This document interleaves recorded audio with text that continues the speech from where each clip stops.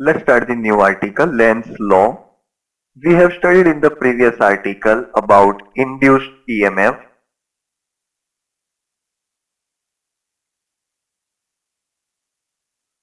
And we have also seen that this particular quantity or this particular physical quantity is a vector quantity. So it must possess a direction. So what will be the direction? For that, German physicist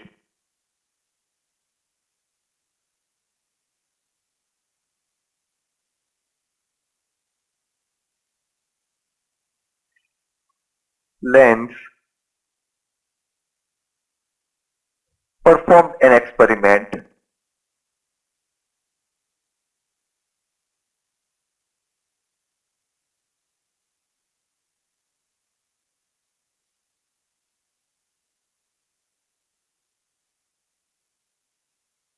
to find out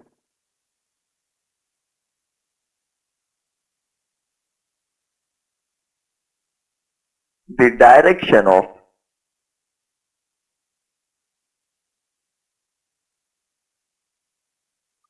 induced EMF.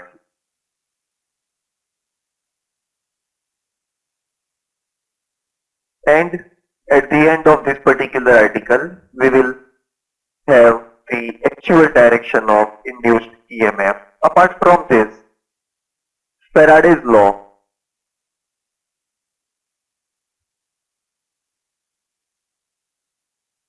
gives the magnitude of induced EMF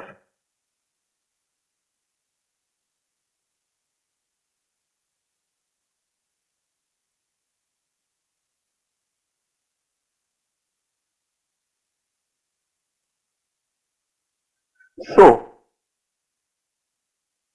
we have the magnitude as well as the direction of induced EMF.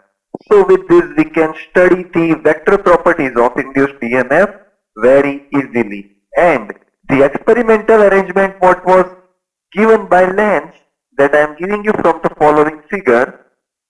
So here is the experimental arrangement is shown for finding out the direction of induced EMF. Here basically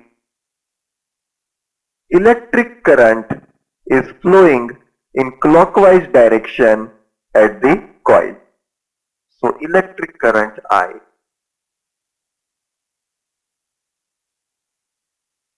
flows in the coil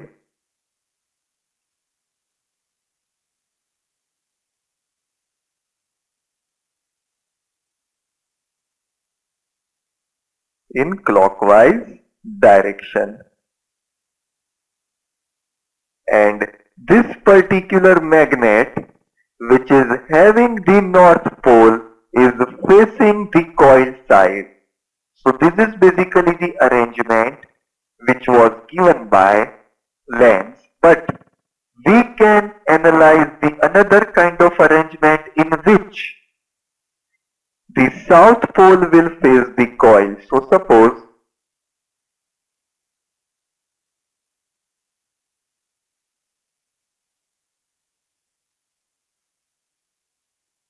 south pole, that means capital S, is facing the coil. And now with this situation, we are going to analyze this particular arrangement. So, if this particular south pole and now the another pole will be north pole, then by pushing this magnet towards the coil, so velocity of the magnet or you can say speed of the magnet will increase. Similarly, by increase in this particular speed, then speed is related to the rate of change of flux.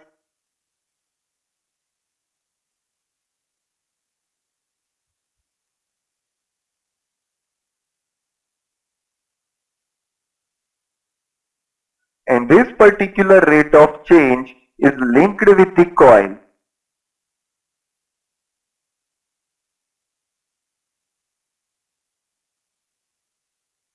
So this particular rate will also increase, and due to the increment in rate of change of flux, the induced current will also increase.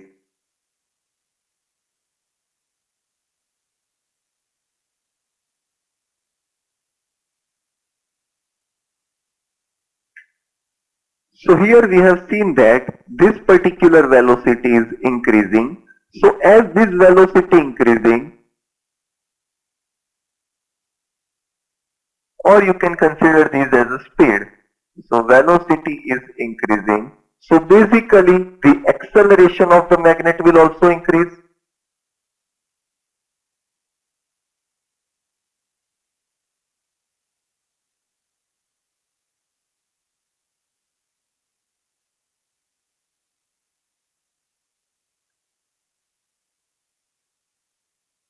And due to the increment in velocity and acceleration, the kinetic energy of magnet will also increase.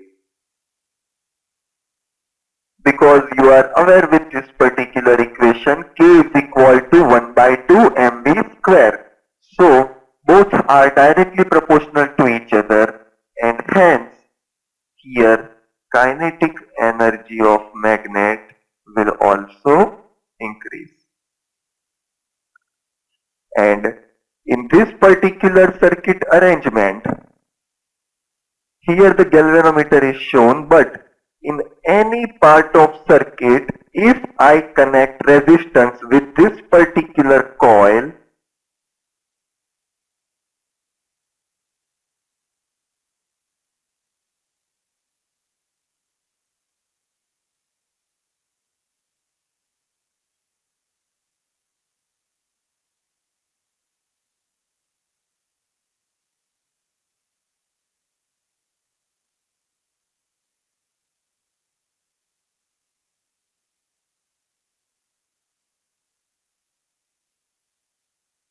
then the heat will produced in the coil.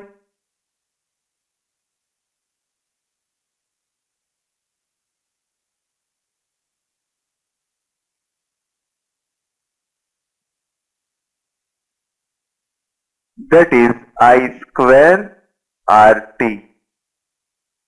And this particular heat is producing continuously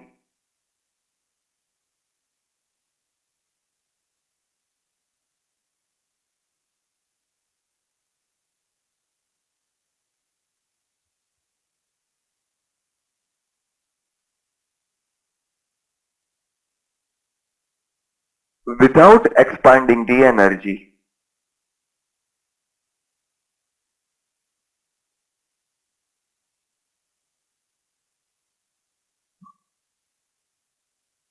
So here no energy was supplied, and instead of that the another form of energy, that means heat energy, was continuously producing. So this is not satisfied by the law of conservation of energy, because according to law of conservation of energy,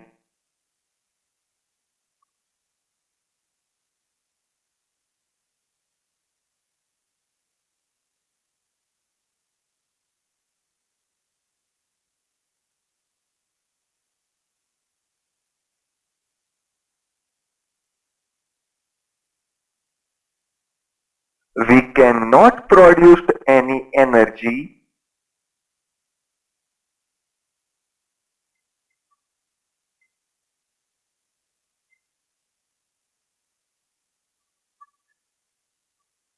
without any cost.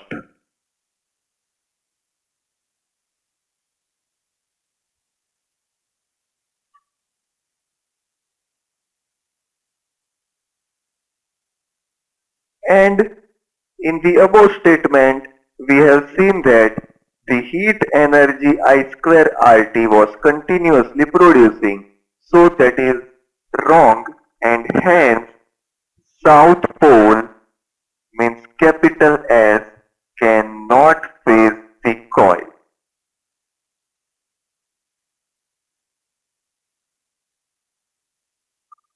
So among of two possibilities, that which pole will face the coil side, so now it is clear that north pole will face the coil.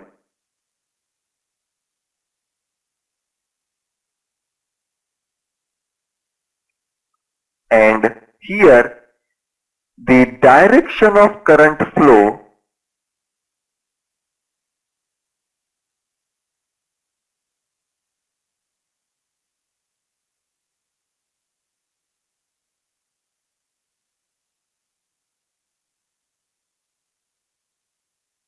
inside the coil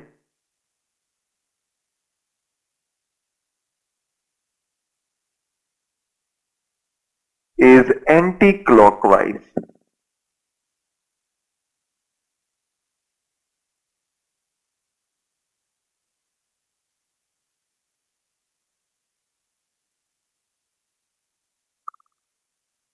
And in the starting, we have seen that the direction of current flow was clockwise, and in order to produce the heat energy, that is I square RT, that is capital Q, some mechanical work is required.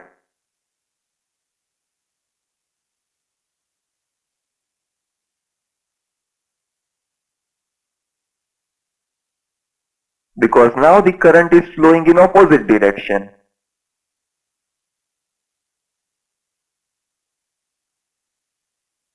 And for that work required, this particular statement is consistent with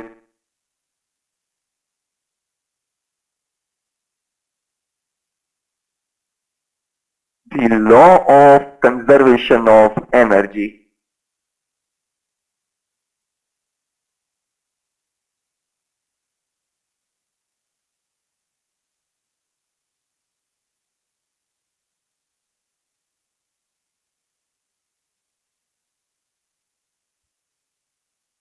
And here, what you have seen, that as we have changed the direction of current flow inside the coil, some mechanical kind of work is required in order to produce this particular heat energy, and according to law of conservation of energy, to produce any kind of energy, we need some kind of cost. That means some kind of work should be there, and it is also related with the definition of energy, that energy is nothing but ability to do work.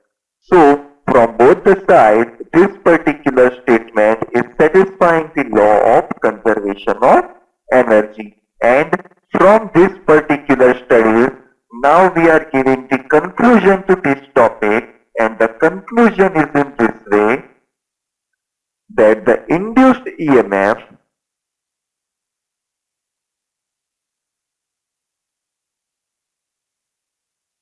is produced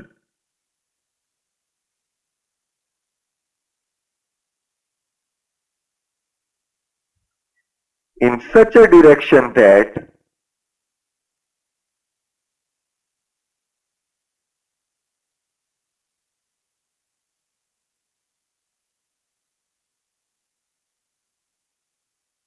a magnetic field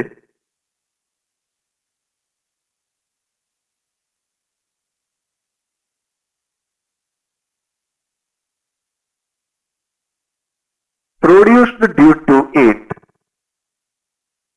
means this particular magnetic field is produced by induced EMF.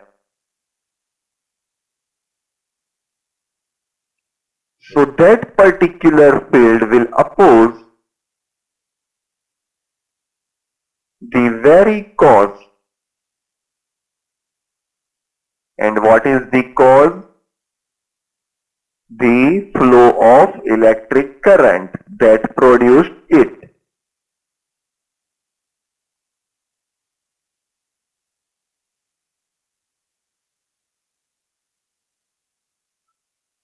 So here now we are aware with the direction of induced EMF, and this particular statement is known as Lenz law.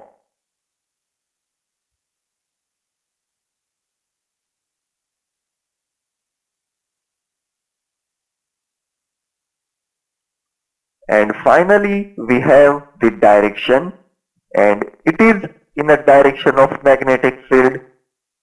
And also here, in order to generate this kind of magnetic field, we are requiring some kind of energy or some kind of work that should be performed either to the coil or either by the coil.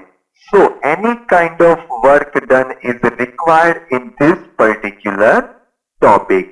So with this, we have the direction from Lenz law, we have the magnitude from the Faraday's law, and hence now we can calculate the vector properties of this particular quantity, that is induced EMF. And with this, our topic Lenz law is over.